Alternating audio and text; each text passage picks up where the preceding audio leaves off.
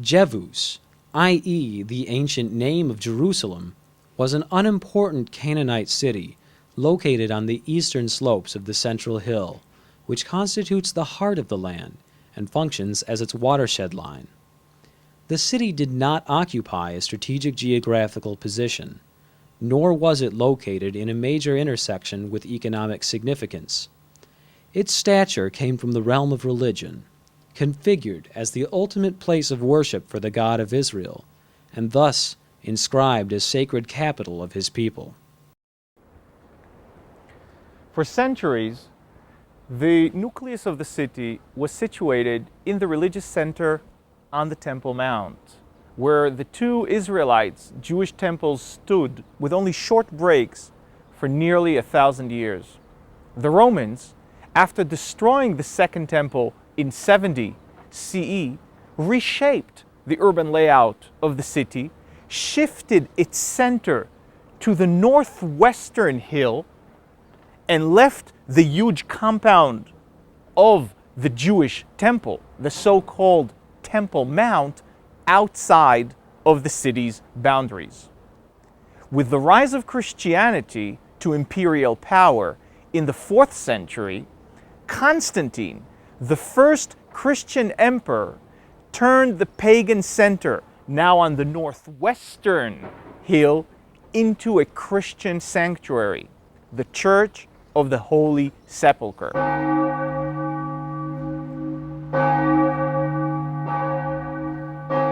We are standing on the northwestern hill of Jerusalem. Behind me is the complex known as the Church of the Holy Sepulchre. In the generations to come, the church and the Temple Mount would become two competing entities.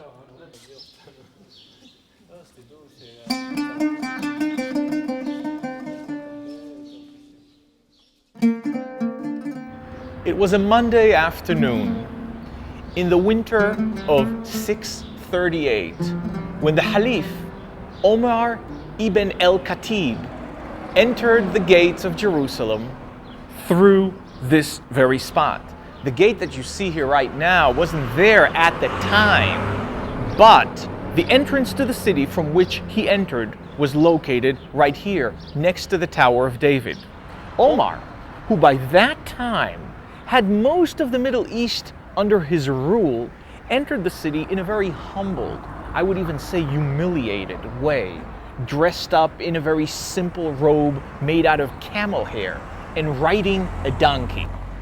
This was in line with Islamic tradition, but even more so, it was a manifestation corresponding to a long tradition of redeemers in the city of Jerusalem, Jewish and Christian messiahs.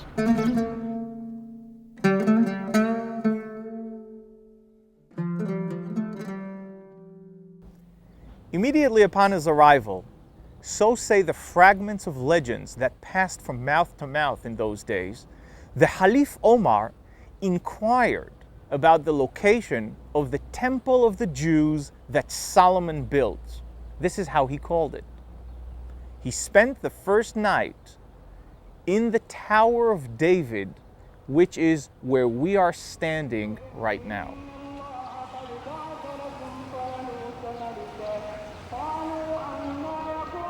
Omar devoted his night in the tower to prayer and to study of the relevant surahs of the Quran, especially the Surah Sa'd, which mentions David and Solomon, Abraham, Isaac, and Jacob, and the Surah Al-Asra, which relates the Prophet Muhammad's night journey.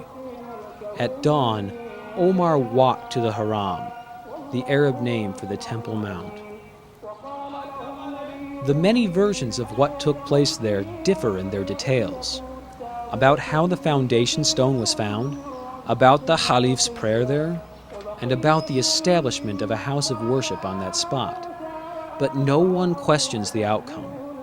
the Islamic conquerors commenced a large-scale clearing operation on the Temple Mount, and the foundation stone received a new dimension.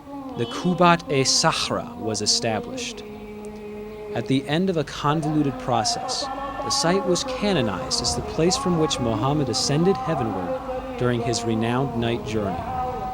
With the sweep of a hand, the Temple Mount platform, with its mosques and other sites, again became a focus of religious belief and practice, subordinate in Islam only to Mecca and Medina.